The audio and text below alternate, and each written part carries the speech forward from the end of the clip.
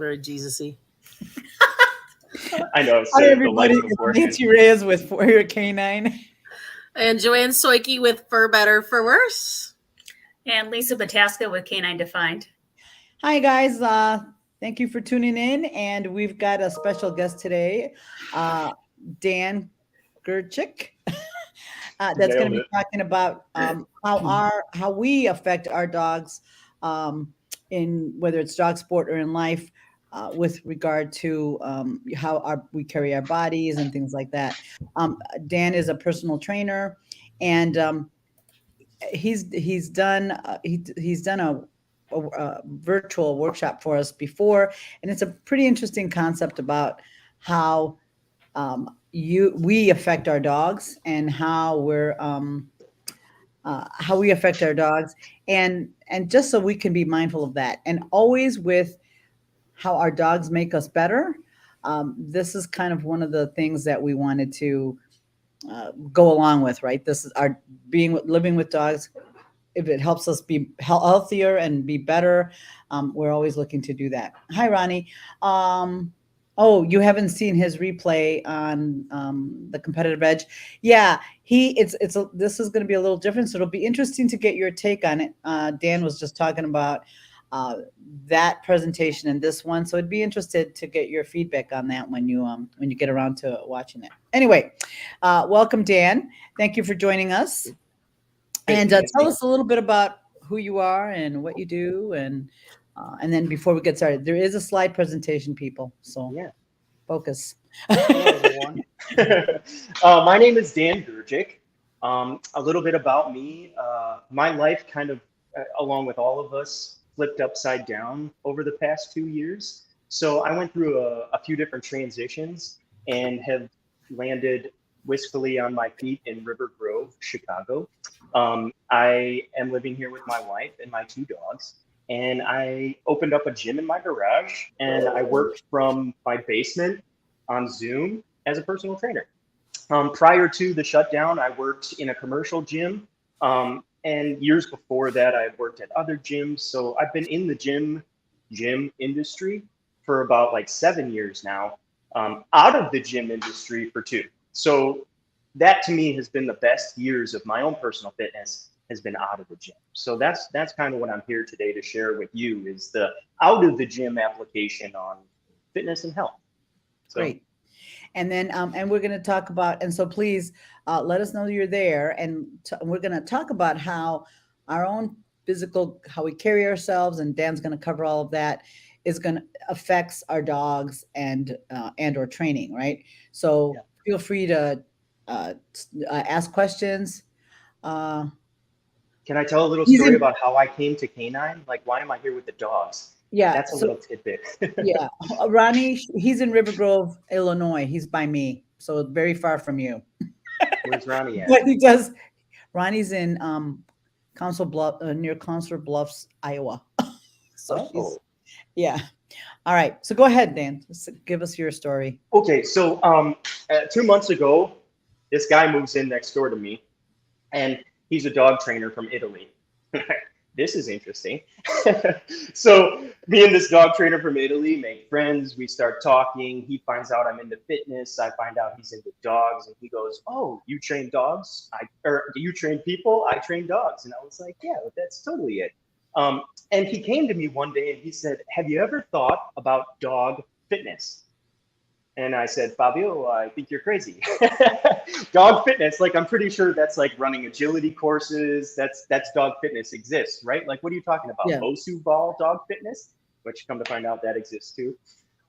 So Fabio pulls me in and he goes, "You got to meet Nancy and talk about dog like fitness for the people who handle the dogs." And I was like, "Oh, wow.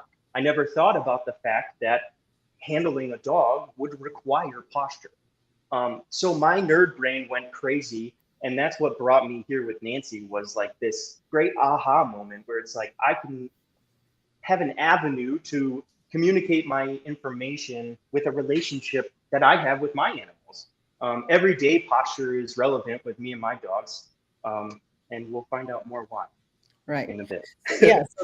So yeah, it's interesting how it all comes together. And Dan came to visit me at the facility. I thought it was a wonderful idea and concept, and something that really hasn't been done too much before. So I had him do I run a mental management group. So he did a training for us on that group, and it was really really very interesting, and I thought this would be good for just everybody to learn about and think about, right? Something to think about. So I'm going to pull up his presentation and he will get started. So while Dan is presenting, just feel free to ask questions, or if you have something that you're pondering, we'll try to get to it. So if we don't get to it right away, we'll try to get to it before we're done. So anyway, here goes.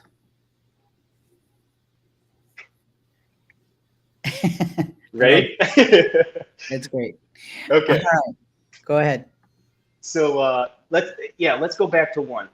Let's go back one. Let's stop at that little happy dog for a second. This dog makes you happy to look at, doesn't it? Dogs make us happy as humans. And in turn, they want nothing but our happiness. So let's look at this from the dog's perspective tonight, of like, they are looking up at you thinking, I want you to be happy. And this whole presentation is on how do we keep the handler happy. So keeping your body physically able to go be a companion and adventure with your dog. Go ahead, you can go to the next thing. To be or not to be? That is the question that we are here to ponder.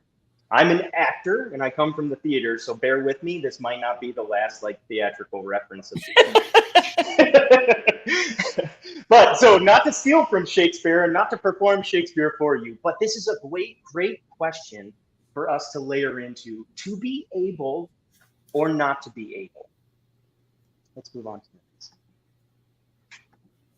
To be able or not to be able. That is what we're here to talk about. Able to go outside and walk with your dog, able to wake up every morning and greet them. This is the ability that we're talking about. Your human ability, and then your being. Being is a present tense. In this case, able to stand, able to bend, able to lift, able to carry. What if your dog needs you to carry it from A to B? I know this is not like something you walk through, but my job is to create scenarios that don't exist in the real world, but when you come across them in the real world, you know how to handle them. So we're coming from the context of to be able or not to be able. You can see down in the little right-hand corner. Let's move on, Nancy. Sorry, I'm not going to be carried away with that. My name is Dan Grgic. We've covered that. What I do, I'm trying to put more context and words behind what I do because it's a complicated message. But how I've boiled it down is health insurance coaching. So there's insurance with an I, and then there's insurance with an E. And I'm here to ensure your ability, my ability, our ability to be able, stable, and strong. Next. I hope that makes sense. Yeah. So a little bit about my background.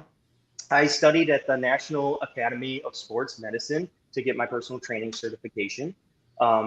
Prior to that, I studied at Penn State University and I got a BFA in vocal performance. Me being able to be relaxed, you see this man, singing is the sport of breathing and ultimate relaxation. So that is kind of why my nerd brain is attached to being able, stable, and strong for life. So I invite you on this adventure because I'm on it for the long haul. I need my body as an instrument. I'm on this path trying to acquire all these tools to be able to keep my body sound, relaxed, and able. Cool? Moving on. I kind of summed some of this up already. I'm a husband, an uncle, a dog dad, a cat dad, a performer, now an author, and an entrepreneur. I rely on my body as my instrument Daily, I wake up, and if it's not running, like, I'm in trouble. But it's also for my protection. My body's everything when it comes to protecting my family, myself, and embarking on everyday adventure. And let's face it, we only get one body, so we have to maintain it. My aim in life is to continue maintaining being able to. Happy Human Adventures, this book that I've written, it's a lifestyle, one in which you care for your being and your ability to keep being able to go for a walk, etc. This philosophy I put is the wandering for the road less traveled. A lot of these paths that I'm about to show you are not easy. And that's kind of like what we as humans face the difficulty of. Our dog has no choice but to wake up every morning, then you decide what time it's going to wake up. You feed your dog routinely, you walk your dog routinely. We as humans don't really notice our structure. So that's what I'm here to bring us in on, is we provide the structure for our dog. Who provides the structure for us? And that's kind of what this book is about, Happy Human Adventure. It's a guidebook. Let's go on to the next slide. I think that'll take us to a little bit of understanding. So human being, we're going to talk about the human. And then secondary to the human, we're going to talk about being able to. So we're going to break this up into two pieces. First, we're going to talk about you, and then we're going to talk about your ability to do things. Okay? So let's step into the next realm. Human biology. Next slide. This is a preview. Here, we're going to stop there. Okay, so we know this about our dogs. We take for granted that we put the structure into our dogs' lives. For ourselves, who's keeping this accountable? And these are some of the things I'm just going to bring to our attention so that we have some accountability through awareness. We can go 3 days without drinking any water. 60 to 70% of the human body is totally made up of water. So out of these two compounds, our body is water and protein. That's the balance that makes up the human being by biology. Then by the gift of whatever God you believe in, there's breath within us. That is life. And then we are regulated by the sun. So that's human biology. Dogs the same way. A plant is the same way. A plant is made up of all proteins and waters.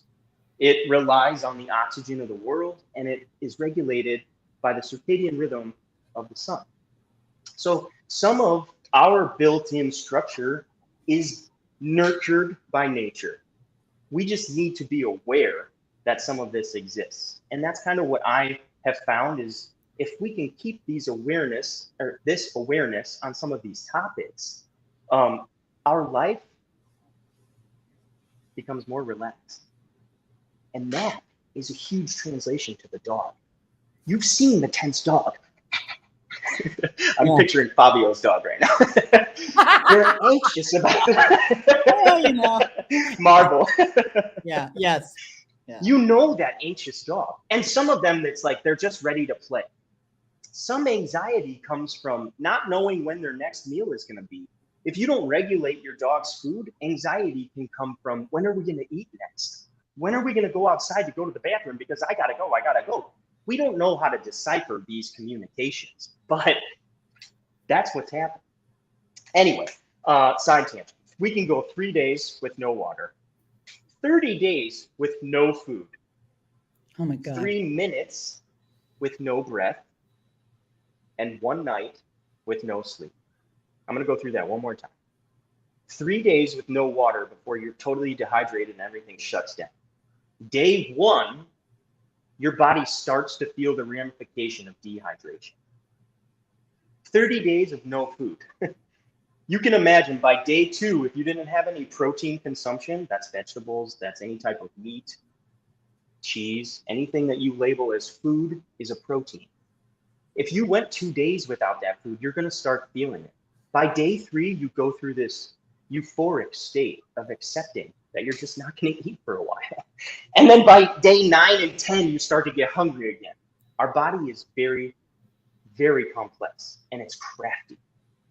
3 minutes with no breath, but we can go a whole lifetime with limited ability to breathe. We're going to get to that in a little bit, but just know that your body needs 100% breath to feel efficient, according to biology. Okay, let's go on to the next slide. Thank you. This is a harsh truth. Most of us daily are dehydrated. Most of us are undernourished. Most of us are breathing inefficient.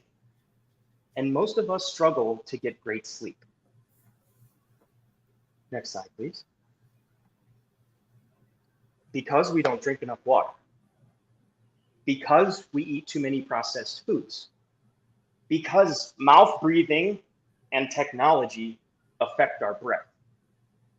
And our sleep kind of sucks because of everything else above. Yeah. So this is some of the things that we're here to talk about. What I have found with all of my clients, all of them, if we can find a balance of these 4 things, and this is not exceeding any of the 4 things. You don't need to be stellar at drinking water or really, really good at eating protein or really the most efficient breather. We prefer to work towards that. But today we just need to make some steps towards that maintenance plan. Some of that comes from you creating a practice and a maintenance plan with these things. Because you provide it for your dog, but who's providing it for you? If we can't take care of ourselves, we can't take care of others. That's kind of my whole thing about fitness in general. Is I want to take the best care of myself so I can provide you the best care. For my dog, I want to go running with my dog because they love it. They smile and they love my companionship, and I'm one of them when we go running. That's what we want to keep. I don't want to lose that.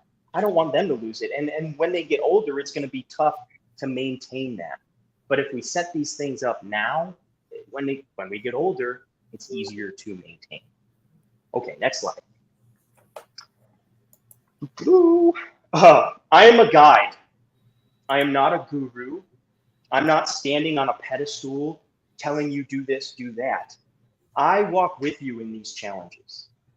And I think that's most important for me to communicate to you is I don't see myself higher than anyone who struggles with these things because I also struggle with them. It is a daily practice to maintain the human body. We can decide not to, and our body is resilient and we'll put up with it for years. But eventually something dips and something falls. And maybe the fall is you, hopefully not. But a fall can take you out. It can take me out. So this is we're all the same scenario and we love dogs. And you know how dogs are. Dogs can be walking down the street and get in a tangle with another dog in an instant and somebody's hurt. We can't control all of the scenarios of life, but we can be ready for them. And how you act when you walk into that scenario dictates how you're going to walk out of it. Okay, next slide. So this is all pirate math. We're using biology to create some structure and awareness that we already provide for our animals and our loved ones. I don't know how many of you are parents watching this, but as a parent, you provide all of this structure for your child. And I know you know the rules. I know you know them. My mom taught me the rules, and then in my adult life, I said, fuck the rules. Excuse my language. Screw the rules. We're going off the map. I want to explore outside of your rules, Mom. And we all do that as rebellious children. But at some point, you either learn the lesson that brushing your teeth is for your own good, not because your mom wants you to. Right. And it's now as an adult, you're stuck with the bill if you don't brush your teeth. So the best way I could relate this is someone put in you, brush your teeth once or twice a day, hopefully. That happens. That's this kind of a practice. Water needs to be a conscious effort. Are we eating food? There are a lot of people I run into that we forget to eat food. There's a whole climate of people who can't eat and don't think about it. And I'm like, how are you not starving right now? Right. Okay. So that's why these exist. Some people are really good at just naturally nailing this. And you're like, why does that person have such great DNA? And I'm over here on this map. Maybe this person is balancing all four and you're only balancing one or two. And again, it's not a contest of who is, because one day it could all change for any of us. We're all in this boat together as far as like trying to maintain our bodies. Okay, next beat. So Dan, what do I do? How do I add practice to my life? I'm going to give you this roadmap. So if you have a piece of paper and you're interested in like taking better care of your body, write this down now. Water, consuming half of your body weight in fluid ounces daily, can change your life. Why? Because water is 70% of your body. For some, it's 60%, and for some, it's 50%. We want to up the water intake so that your body is hydrated. Your brain relies on water. Your eyes rely on water. Your skin relies on water. Your muscles rely on water. Your bones rely on water. Everything within you relies on water. Fun tip, we wake up extremely dehydrated. Mm-hmm. I know I do. Yeah. What do you know why? Hey, I have a question because Yeah. I do drink a lot of water anyway, Good. just normally. But somebody said that, or I heard somewhere, and I don't know if you've heard the same thing, that because I like sometimes drinking the sparkling water. Yeah. Does that matter, or is that not as good as the regular bottled, water? But I don't know. I just, somebody said that it's not as hydrating as regular water, which I don't know, but I was just wondering, because for some people that don't like to drink a lot of water, the flavored waters really help get them, interested in drinking more water. Absolutely. And that's a great question. The downside to carbonated water is the gas and the carbonation. That's the only downside to the carbonated water aspect. Okay. Because it creates unequal pressure of gases then within your stomach, which is why most gaseous carbonated beverages have a little burp sometimes to them. They can set off that. There's some science, and I don't want to be quoted on recording saying the wrong science, but there's something about how it's either your calcium. There is a micronutrient that it becomes deficient with too much sparkling or carbonated water. Okay. Can you have a carbonated beverage? Absolutely.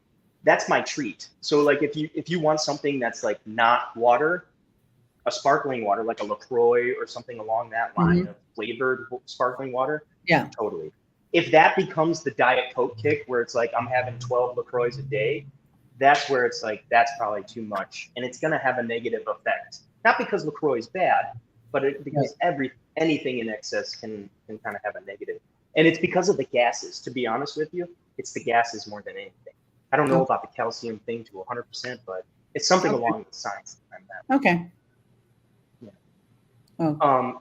But in the beginning, is LaCroix better than a Coke? Yeah. Anytime you can veer away from Pepsi, I shouldn't label any Coke product, anything with caramel coloring in it or high fructose corn syrup, is going to be no bueno. Yeah. Got it. Okay. Any questions, please feel free to just kind of holler in there. So Fabio said, beer has 90% water inside. That's okay. No, it is not, Fabio. Fabio. Okay, but here's a fun fact about beer. We're going to get nerdy for a second. Beer is a fermented beverage. And not that like having a beer or having wine, they've said have health benefits. I would argue that is for the fermented aspect. So if you have gut issues, fermented food is going to be your friend. Not beer, Fabio. but cabbage. If you have sauerkraut or some kind of a fermented vegetable, it can be very healing for the gut. Okay. Alcohol is pure poison. There's no way around that. And as adults, we need to know that. It's very poisonous to our body. And we like to think it's fun, but it's fun because your brain is like starving of nutrients and it's waste. Yeah. So, okay, let's jump back to protein. Consuming half of your body weight in grams daily. These are just target metrics for you to start a baseline practice or a maintenance in your own life. Protein can be meat, if you like meat, or it can be vegetables. There's a big debate in the nutrition world. Is one better than the other?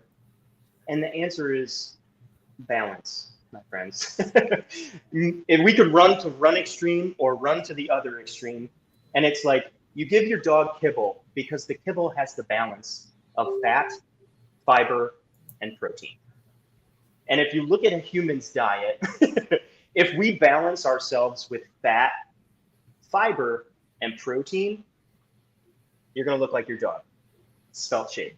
If you start throwing table scraps that the dog doesn't really know how to digest, and or the ratios of fat and protein and fiber are off, that's when we get kind of wonky, right? So I think it was Fabio that told me, only give the dog kibble. And I was like, but my dog likes food. But it throws off the balance of nutrients within us if we give them the wrong balance of kibble. So understanding that a lot of the health and wellness that we seek, we provide it to our dogs. So we can take a tip and trick. Our like biologies are very similar to a dog. I know that sounds weird, but we run off of the same. It's true. Well, and that's why we talk about it, and we talk about that in with medication and stuff. Our biology is very similar, so that's why our dogs can take human meds. So. Yes, and reflect again once deeper. Does anybody give their dog any type of omega-3 supplement? Yes, everybody. Any joint supplement? Everybody does. Everybody does. Well, are you giving yourself one too? But yeah, right. Give yourself one too. A lot of our audience, a lot of our audience does give their dogs omega-3s and supplements and all that. I know. Yeah. I know the three of us do all the time, but I know a lot of our people watching absolutely do that. So yeah, here's a hack for you as an adult. You can take the same, and your joints will feel better too. Yep. Omega-3. It's so bad. Oils. I am so bad because my dogs get it and I don't. It's awful. But see, it's not. Don't take that negatively, Nancy. Yeah. Take it as okay. If you're giving your medicine to your dogs, just be like, well, one for me too. One for me, one for you, one for me, one for you. And that can be your reminder. The fact that we have dogs, we have a leg up off of over other people. Because we have this relationship with feeding someone else and watering someone else and taking them for a walk. The act of us taking our dogs for a walk saves our lives. It's so healthy to get out and walk. So that alone, walking, we'll get to that in a little. Yeah. Well, no, and I have to say, I talked to a few of our students about that. Those of us that are in the dog world, dog sports, dog hobbyist, that do agility and nose work and all the other dog sports that we do. If you really look around, and I do on a regular basis, and I know Lisa and Joanne can attest to it. Our students, some of them their age is unbelievable because they look so good because they're so active. A lot of them are retired, but they do a lot of dog activities and they're up and they're doing stuff, and they look really good, and they're in really good shape for their age. Yep. Versus their counterparts that are not doing too much or sitting at home, and they're the same age, and the difference is pretty astounding, right? When I look at it, because some of the people that come to us, I can't believe how old they are. They don't look it because they're busy. Right. They have to take the dog out. They're active with their animals, and they're trying to and they have to take the dog for a walk. They have to do all the stuff. So it's Yeah. very interesting. Yes, you are 100% right. We do have a leg up, those of us that are into dogs, because you're right. You have to take care of them, go places, do things to keep them healthy and happy. So yeah, for Yep. sure. And Nancy, what you just said right there, I just want to like pause and embellish upon it for a second. I just lost my train of thought. Right, happy and healthy. Say that one more time. How happy and that they're, you have to take care of somebody else and be happy and healthy with them. And most of the people, like I said, the people that are into dogs that are older look really great. They're wonderful. And they're taking care of themselves. Yeah. Yeah. Yep, and they do take care. They don't take. Well, we don't all take good care of ourselves. We do take care of our dogs better than we do ourselves, for sure, in many cases. But which is why this is why I was prompted to bring Dan on. And once it gets to the other pieces, how are just basic, simple things you can do to help that communication with your dog. It's pretty, because I say it all the time with reactive dogs and all that, how our body posture, breathing, and everything affects the dog. So that's why when Dan came up with this with this approach, I thought this is absolutely what's missing, because we take better care of our dogs than we do ourselves, for sure. Yeah, That's true. Okay, I remember now. It's the comparison of the one counterpart that is active and the one counterpart that is inactive. Yeah. And life is that. As long as you stay like this whole thing is, we don't need a gym. As long as you stay active. And a dog keeps us active to many extents. Yeah. Of just having to get up and down and all around. And you got to go through the phases of life with them. But if you don't, and if you sit and stay stagnant, our bodies get used to our habits. And if you sit all the time, your body will get used to and stay just like this, stuck all the time. Cool. Breathing. Let's move on. Mm-hmm. Breathing through your nose. Sounds crazy, but just closing our mouths can send a different signal to the dog. If you close your mouth and breathe through your nose, it shows that you are in command, because you are now in command. That is how we command our breath, is just by closing our mouth and breathing through our nose. With allergies, that can be difficult. Yeah. I don't have Yeah. those. No, you don't have allergies? Oh, no. Because that's something that some people have to work through. And there's some different avenues of how we attack better nasal breathing. But just know, this is your power. We'll go back to this more later. The sun. The rule of the sun is see the sun when it rises and sleep when it goes down. That structure is in place for all of us. I mean, us that follow that one. The nocturnal ones are the opposite. Yes, so, we are. Water, breath, protein, and sleep. They're all, each of us, we all have to own these practices. So however you create your practice is how you come out on the other end. Shocking people at how young you look, or shocking people at how immobile you are. Which sounds so sad. We don't want that. So stay able. All right, let's go on to the next one.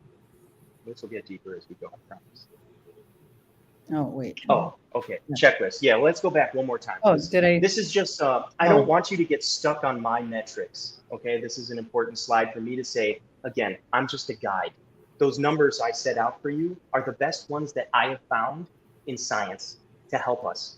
And the best ones that everybody in Hollywood practices these things, and they just don't tell you that. They sell you a tub of protein, but what they don't tell you is you'd be better off just having a piece of chicken and some vegetables. But protein, if you see it everywhere in Hollywood, protein is key: breath, water, sun, and sleep. So create yourself a checklist. Today, did I drink enough water? Did I eat enough adult food?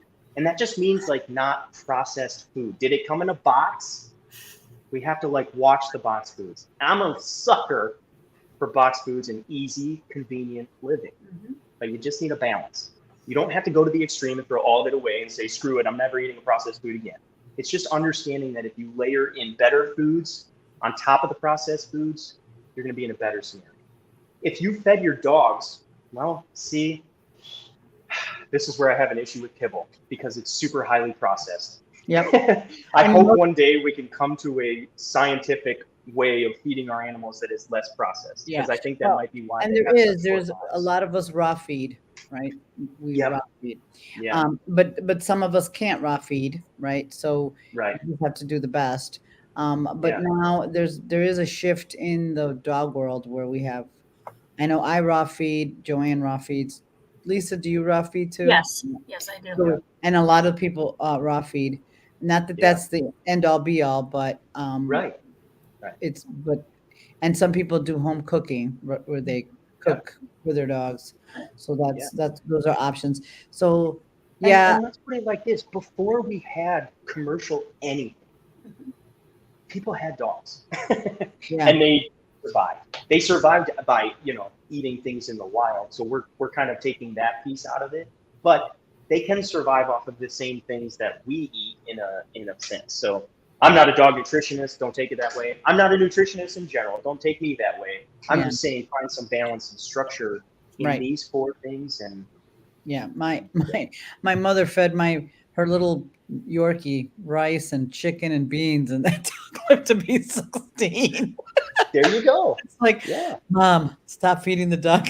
Because it might not be like the best, for the dog per se, but like it might be better nutritionally dense than Right. the kibble at times. Yeah, that dog So- lived to be almost 16 years old. So I'm like, all right, Yeah. can't argue with that.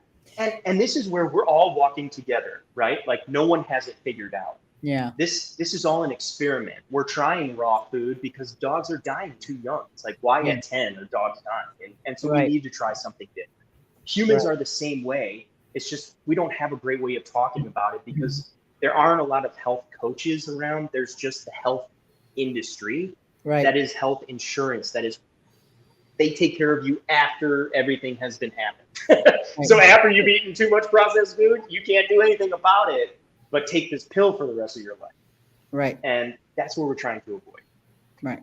Cool. Let's move on. Okay, so we're going to step now into being able to. And this is the present tense of being. So like, can you go now and pick up your dog and walk with it if you needed to? Let's go. Next slide.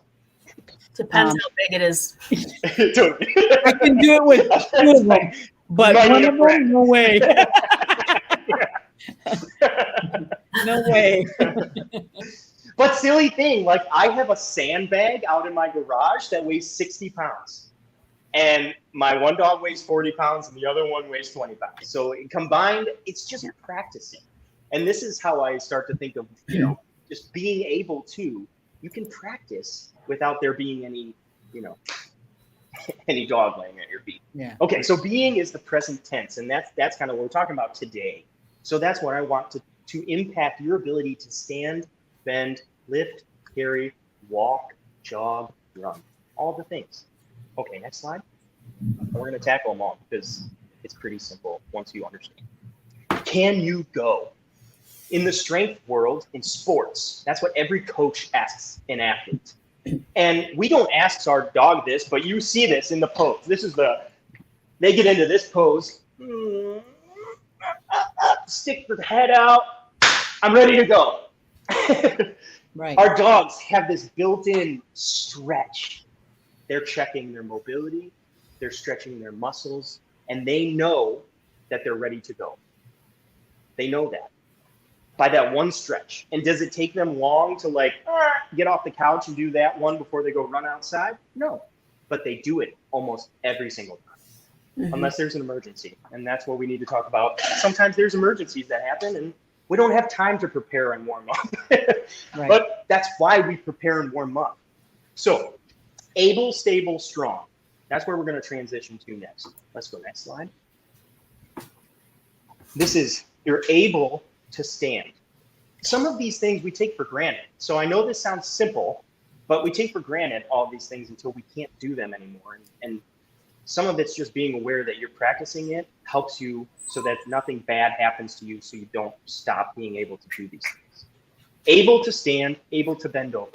Stable enough through the core of your trunk to walk jog, and run. That's something that as adults we lose. We're able to walk only because we're kind of catching ourselves falling, but are we confidently walking?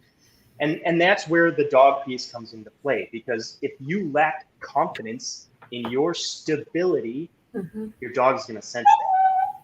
And now it runs the show because it knows that if I pull hard when you're standing on your left foot, I can most surely pull you over. They know that. They can sense your weakness. So we have to practice this. Strength is your ability to lift something from the ground up, and then also your ability to carry it.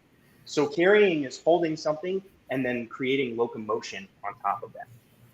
I have a hierarchy of how I break this down. We're going to talk about mobility. We're going to talk about coordination, and then we're going to talk about strength. Okay, so let's step into the next slide. I hope all of this is building accordingly, and in your brain, you're like, I totally get it. Joint mobility is what we're mobilizing. So this little crazy, weird diagram I have here, let's pretend that's your joint. And just sitting with me right now, you can do this. Our joint can move up and down. And our joint can move side to side. Our joint can also create this infinite symbol inside of it, because our joint is a ball and a socket. We can go around in a circle. We can do a lot of things. Some people have limited ability and can't go out this way. They can go up. No, most of us can't go up. We can go side to side. We just can't go up overhead. Does anybody have this issue where I can't lift my hand up over my head? I can do it. I can do it. Good. You want to Do it, keep do that it. ability. And playing with it and ensuring that we have that mobility in each joint is kind of the thing. For your knee, we could play this game where you lift your knee up and down. Our knee can go side to side, or we can make this infinite symbol. Ow. And now your hip feels great. This is crazy. But if you're just standing there, you can practice this. You practicing it in slow motion applies then in real life, and the carryover is amazing. It doesn't have to be hard. Coordination. Okay, so there's this part of our body called the fascial system. Now, I don't know, dogs have fascial systems as well. Some people Yes. are aware of this, some people not. Are we aware of dog fascia? Yep. Isn't And it people crazy that we... Yeah. We do. I think we studied dog fascia before we studied the fact that it was people fascia. Right. I would agree, because even the myofascial joint and I do that go, and I don't know if Lisa does do that. And Circumference? Joanne is actually more regular about it than than I am. Yeah, It's a thing for sure. yeah. And for the dogs, we've been doing it for a long time. So go Long. figure. It's Yeah. crazy. Anyway, go on. On Sorry. humans, they used to throw away, this is a fun fact, on humans, they would throw away the fascia because they called it packing peanuts. They just thought it was like stuff that took up space in our bodies. But on other animals, they're studying it like it's a thing. Anyway, our fascia winds and creates an X. This is one of the fascial lines that we'll talk about, and the most important one for our locomotion. But it's important for you to know that it's an X. The way that I teach this is your left shoulder and right hip work together. My right shoulder and left hip work together because of this sling and this X factor that is created. So we have this X of fascial sling. That can get bound up from us sitting. We lose this fascial sling ability. Walking is like one of the ways that we can keep this fascial sling active. So for those of us that continue walking with a tall posture and nasal breath with our dogs, we'll continue this fascial sling. If you start to lose this in your walk, you're starting to lose the fascial abilities to coordinate motion. And then we're just catching ourselves from falling. So the difference between catching yourself from falling and creating locomotion can save your life.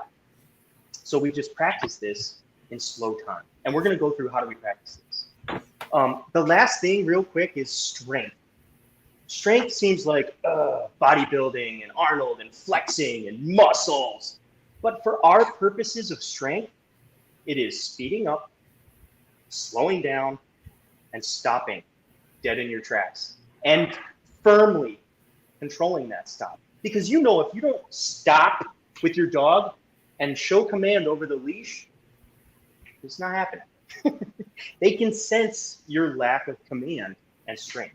So strength is not so much coming from this, you need to be in a gym lifting dumbbells and barbells kind of a sense. I don't want you to think about strength like that. Just in the sense of how am I speeding up my locomotion? Deceleration and being able to stop yourself is strength. The reason why sprinters look so ripped is because they're strong. They need to be strong to go fast and to be able to stop themselves. That's it. So some fun things like dogs, and let's put it that way. Your dog gets strong, not by lifting weights, just by speeding up and slowing down against gravity.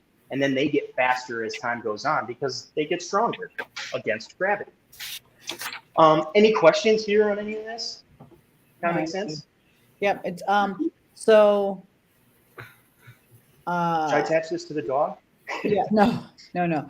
So one of the things like with the upright, walking upright and the nasal breathing is really important for those of you who have reactive dogs.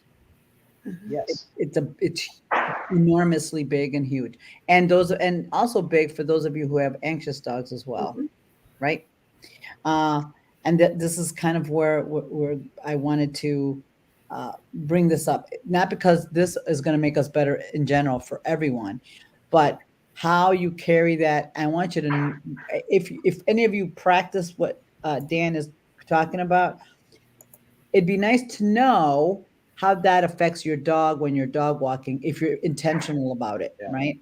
If you go for a walk and you have the intent to, stand, deep breathing through your nose, does that make a difference on your walk? Because you should see a marked difference on your dogs, right?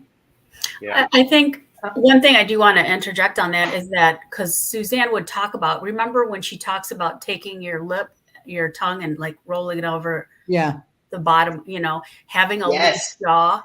And I think that's important too for people to remember is when you're working with dogs, and even ourselves, I catch myself sometimes clenching my teeth if I'm a little concerned about something or upset. But, and then I'm like, relax. And I remember hearing about things, and maybe Dan, you can talk to this about how it's important where your tongue position is in your mouth as well versus on the top of your mouth and the bottom of your mouth.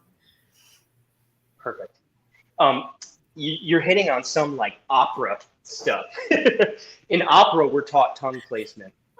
And the tongue, so you have a soft palate and a hard palate. I don't know if everyone is aware of soft and hard palate. The hard palate is at the front of your roof of your mouth. The soft palate is a little bit behind that area. If you take your tongue and make a G and you go go over there. Where your tongue lands on the go, it wants to stay there. And you want to push up. So your tongue is going to push up into the soft palate, and you're going to create a little bit of length in your neck. All of a sudden, your head goes, weird. Because you've created stability within your neck. And Lisa, thank you for bringing this up because I didn't put it in this slide and I had it in the other one. I thought it was too nerdy. You brought it up. Our audience is very nerdy, so it's fine. The tip of the tongue, I love this. The tip of the tongue will go over the bottom teeth slightly. There's this guy, Caruso is his name. He's a famous opera singer. And Caruso said that you don't need to stick your tongue any further than the lower teeth. So it doesn't need to go, You'll see some people stick their tongue completely over, and or if you're training yourself in jaw relaxation, sticking it to the bottom of the teeth helps to just stretch the tongue out. Mm-hmm. Do you need to hold it there? What I found is no, because I did play that game for a while thinking like, this makes me feel stronger in everything. And it does. You just look ridiculous if you walk around that way. The whole Kim Kardashian, you know, the duck face thing. Mm-hmm. There's something to that. In photos and in opera, again, we want the lips to pull forward. So there is a bit of relaxation in the front of the face, and the lips kind of make that, it's that duck face when they go, make the duck face. That's to relax the lips. If the tongue has pressure, the jaw is relaxed. There's a book that I read called Relax and Win. And this strength coach taught all of his sprinters. Actually, Bruce Jenner, Caitlyn Jenner now, is one of the participants in his work. And he coached Bruce at the time to win an Olympic gold medal with this adage: no matter how hard you run or how hard you try, keep your jaw loose and your hands loose. If your jaw is loose, there is a sure bet that your entire upper body is relaxed. Which sounds crazy, but just that bit, Lisa, that you said right there, it's like if you're looking to get relaxed before you go to sleep, or if you're tense staring at a computer screen, working hard, clenching your jaw, we don't realize we're doing it a lot of times. But just knowing loose jaw, loose hands, we create our own anxiety. Anxious dogs can feel how anxious humans are around them. And sometimes we can create our own anxiety through a clenched jaw or through forward head posture. Mm-hmm. So this forward head can create tension in the neck and in the jaw just because of where the head is placed. So the tongue is a huge part of that, because if you don't have the tongue pushing up, there's no awareness that your neck needs to be back and erect. So we find that when the head is forward, oftentimes the mouth is open and we're breathing through our mouth.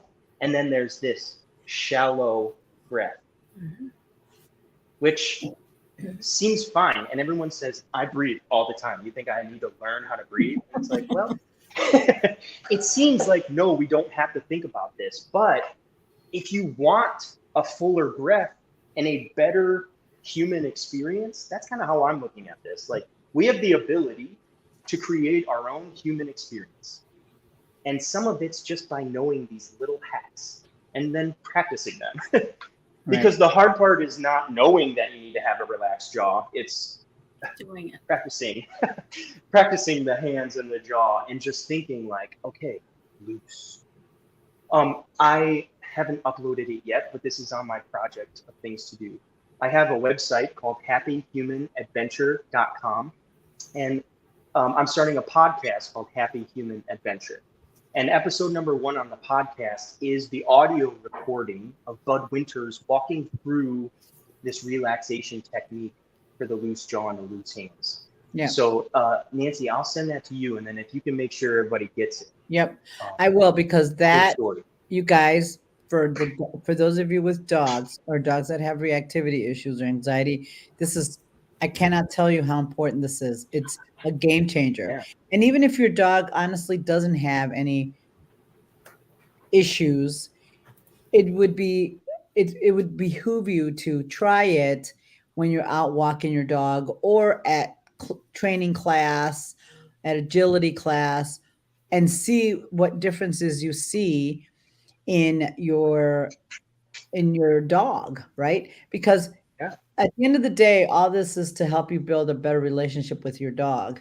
And if you're more relaxed and calm in doing the dog sports that we do, or just going for walks, the more enjoyable it'll all be for both the dog and the person, right? So this is kind of why this is important, like the breathing and all that. I've been working on a lot of breathing on my own because I do tend to breathe through my mouth more and all that. And I've been having some issues with my heart rate being up at night.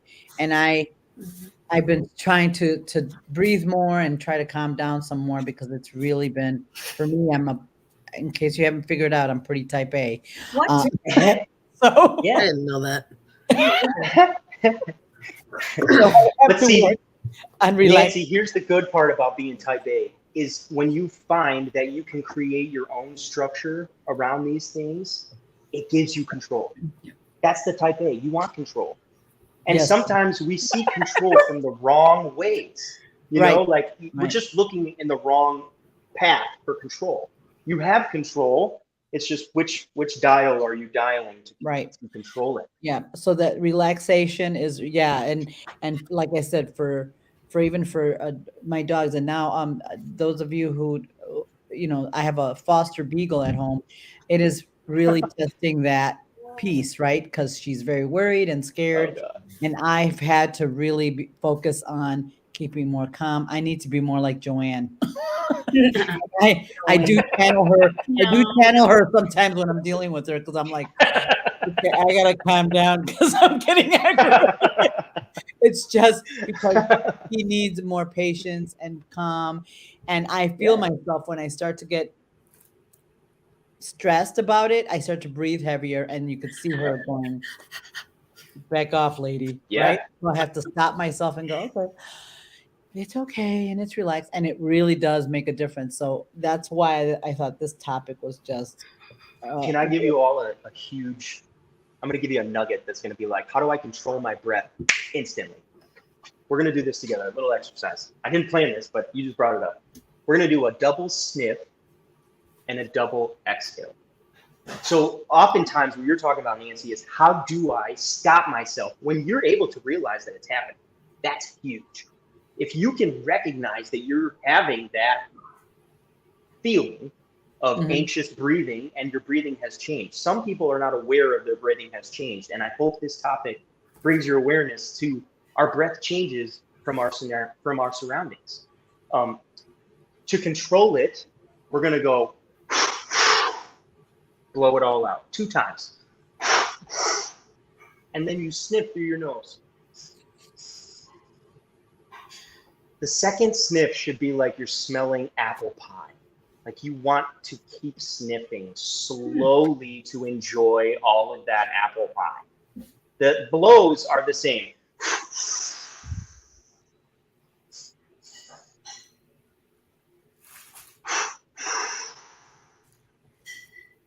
Sounds crazy, feels great.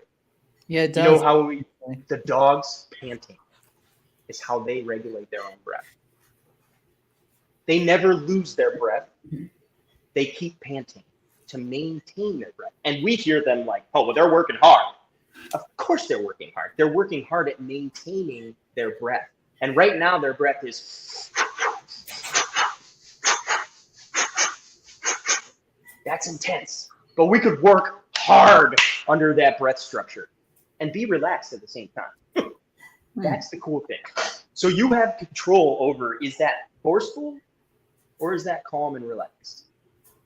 And that's the difference of how you can utilize that to kind of like rev up your engine or calm your engine down. Stop it. Okay, let's go next slide. Any questions on that? Does that make all sense? Yeah. Can we practice that?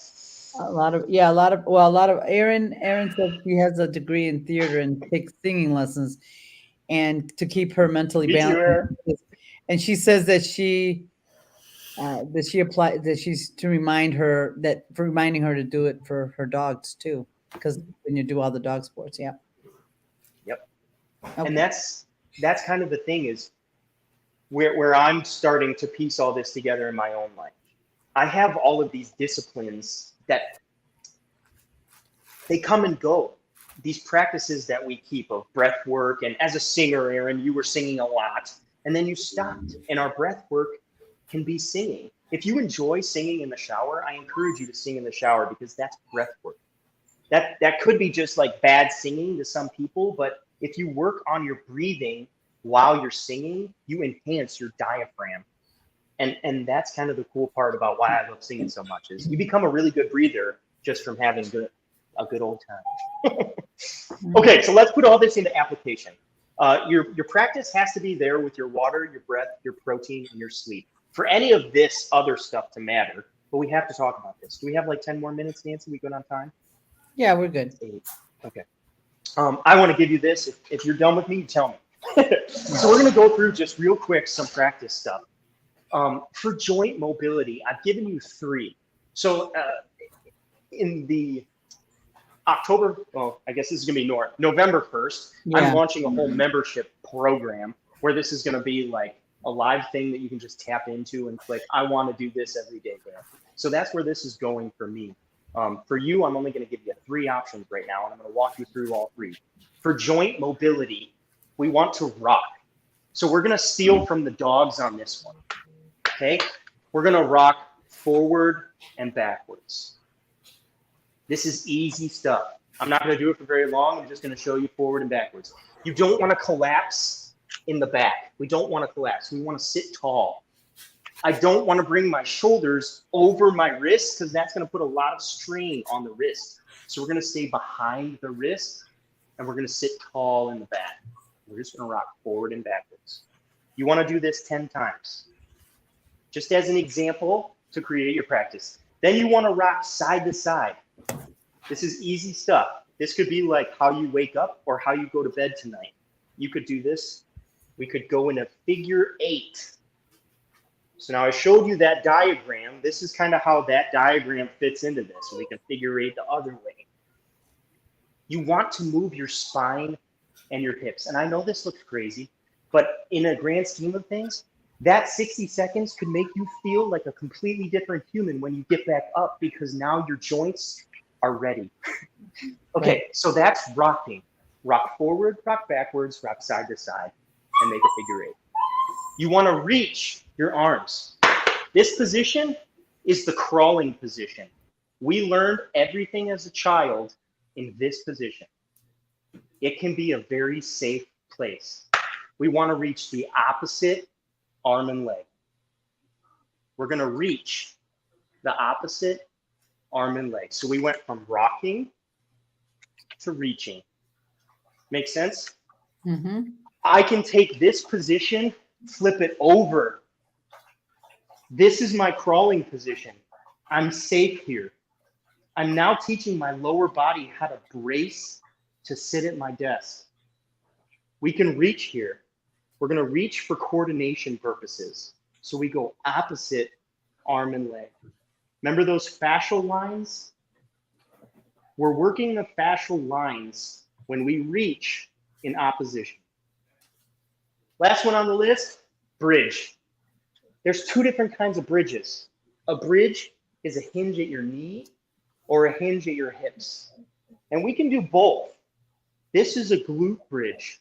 So we take the hips and bridge them up to the ceiling. Our butts go to sleep when we sit on them. The glute bridge is a way for you to work on your glute engagement and strengthen your hamstrings for better breathing. Because here's the key. If your hamstrings are tight, you're going to have a hard time breathing too well. Our legs and hip tension equal us being able to take good breath. So if our pelvis is in the wrong spot or the wrong spot, we're going to have a hard time taking an efficient breath. So just through rocking, reaching, and bridging, you can control all of that through your mobility. Coordination, practice.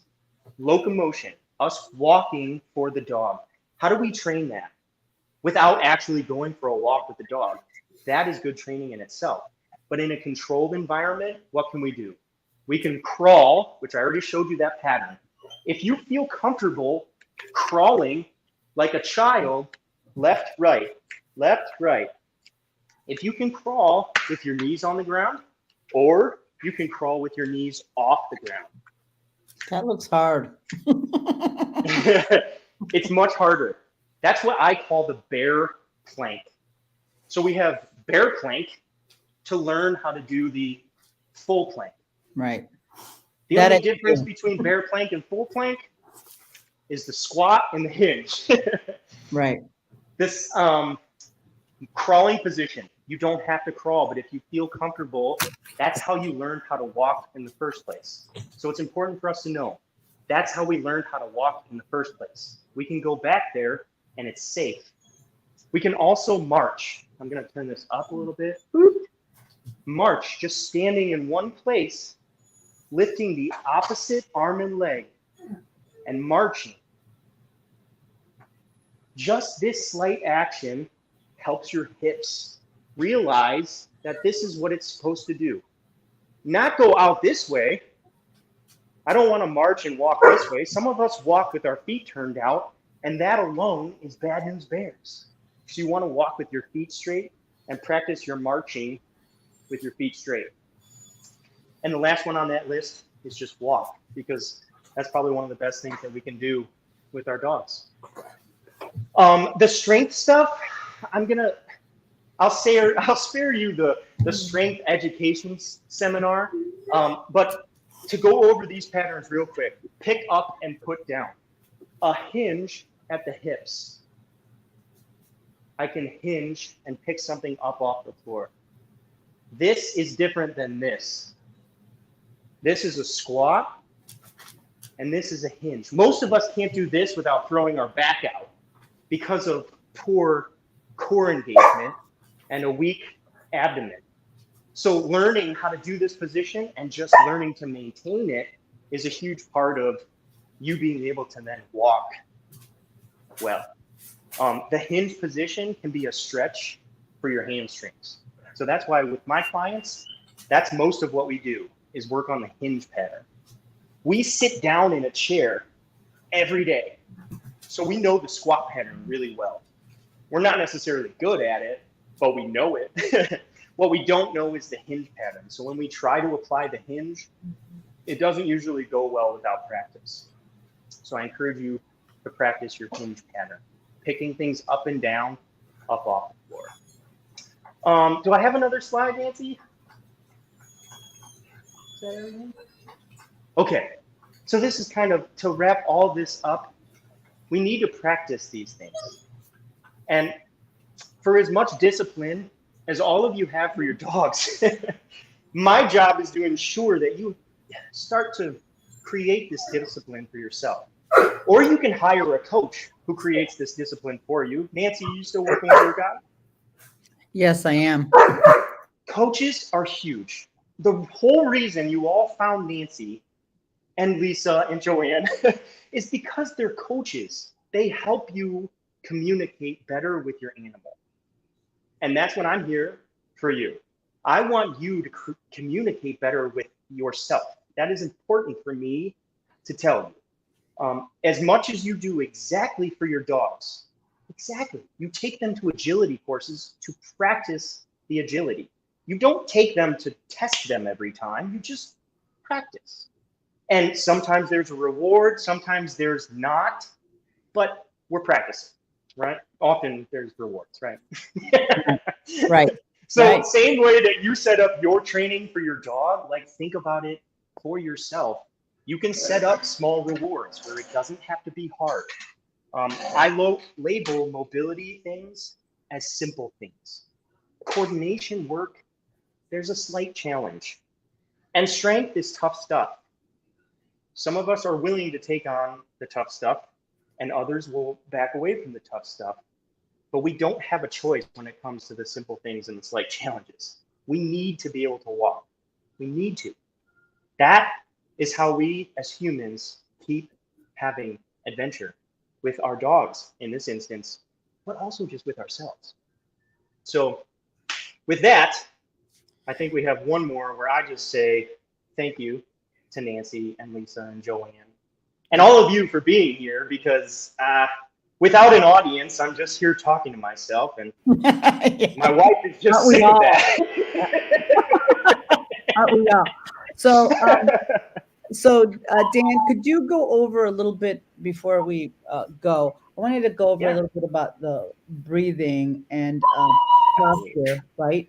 And how, what some simple ways. I know the core, working on the core and all that, but how some of the posture can be, helpful, because a lot of this stuff is relatively simple that most of us can do, right? That we're able to do. So, and I had a question, and this is from a personal, and probably for some of the people that are out there. For the crawling would be hard for me because I have a knee replacement, so doing that would be challenging. So, what is something else in if you can't do too much, even though I've gotten better about being able to be on my knees and doing all that stuff, but that's improved. But for some of the people who maybe can't do it, or what's another alternative to being able to do that piece? I like the one that where you're on your back, the reach part. That's fine. But I was thinking about that. Well, it's like some of us have had knee replacements and can't do that part. But see, the limiting thing is that someone told you that you can't do that anymore. That's true. And I have been able to do it now. Yes. Yeah. And in a lot of instances, what the doctors know is what they can control. And in a lot of instances, they can't control knowing that you will take responsibility for yourself. This is unfortunate, but they look at us as baseline. You're not gonna. So I need to tell you, basically, unless you're going to take some responsibility over yourself, you're not going to be able to do this. But Nancy, because you have discipline in your life, you can do this. And that's where I step in and say, like, I need you to get down into the bear plank position, and that's it. You don't need to crawl. Rocking would be the place where we start. And just if you're rocking back and forth and side to side for like 3 months, it doesn't matter. If you can reteach your joint that it has the ability to go in that motion, it wants homeostasis. It wants to get back to that point. Our crawling pattern wants to be safe. That is like a safe place that we want to be. The friction that you feel is your body going, nope, this isn't going to happen. So some of it, I'm going to say, push yourself a little bit safely and just rock. The rocking would be a safe place to start because you'll build strength just through that motion. You'll build body connection and awareness of you to the floor. Yoga is a big practice of floor work, breath work, and body engagement. Take the practice out of yoga, they're in a crawling position, and then they're in the downward dog position where they get into this big bridge. To build some strength, Nancy, for your knees, because that's really what we're talking about here. And I'm just going to sit on this for a second. If you have issue going down here and this hurts your knee, we need to address the hamstrings. And that I'm going to have you lay on your back. And for a breathing exercise, all right, I would have you lay in the glute bridge position, and you're going to bring your butt just up off the ground. That's going to do two things. One, it's going to engage you having to hold up your core, your girdle, your pelvis. And now you can sense, okay, where is my pelvis at in space? My feet are attached to the floor and my upper back is attached to the floor. This is safe for your body. But the hamstrings are the weak part if you feel knee pain. So we need to get the hamstrings to contract and then everything up in through here to relax so that we can breathe better and then build strength here and strength here in the hip. When you have these two connected, then flipping this over feels better because now you understand with your pelvis how that's supposed to feel and where it's supposed to sit, where it doesn't hurt your knee. If you have knee pain when you're down, a lot of it's just where your pelvis is at. I know that doesn't make a ton of sense, but how this is sitting affects how then this is going to be sitting. Yes. So start with the glute bridge and then these rocks. And that would be my exercise for you. It could be every morning, every evening. And that seems simple, but I'm going to encourage all of you to pick two things that seem too simple and just build them into your life for 2 minutes. 2 minutes. Water is simple. Breathing through your nose is simple. Eating adult food is relatively simple. I mean, we've made it very convenient in all of these ways, but also that's what we're battling against is convenience. Yeah. Processed foods and fast food and everything being so convenient is kind of the downside to a lot of these foods.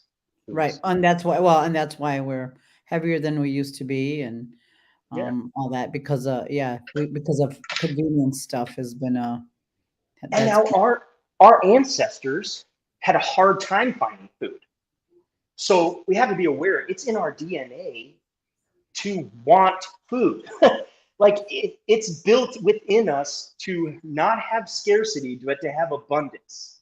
And that's where I come into play and say, like, okay, but as an adult and as a moderator inside of this over-convenienced and over-comforted society that we live in, we have to create the moderation and limit the things sometimes, of whether it be food or, you know, alcohol. Fabio, Right. if he's still listening. Well, and so that's why I wanted to, and that's why I thought this was such a simple concept, and some of the changes that you have to, like the breathing and all that, and the way you and your how you carry in your core.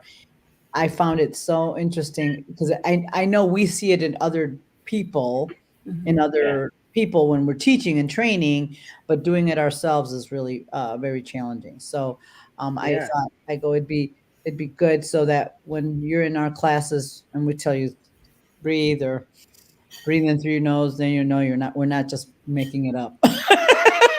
No. Because listen, if your dog has a deviated symptom, you can tell because their posture's off. If they have an earache, you can tell their gait is off. Right. And we know what to look for in the dog. We're paying attention to them. Right. No one's paying attention, and no one is willing to say, hey, Nancy, you walk kind of funny. Right. Because it's rude. But if someone said that to us, we'd be like, oh, thank you. I didn't realize that I did that. Yeah. Some people, it's like you walk 1 foot straight and 1 foot out like this. That's going to hurt your hip real bad. But how are we going to point that out to each other? Sometimes it's hard, and you got to hire a coach, and they got to say the hard thing in life, you know? Right. But, yeah, simple things. Yep. So I hope you all enjoyed it and got a lot out of it. Like I said, it's kind of off what we normally do because we're always focused on the dog and training.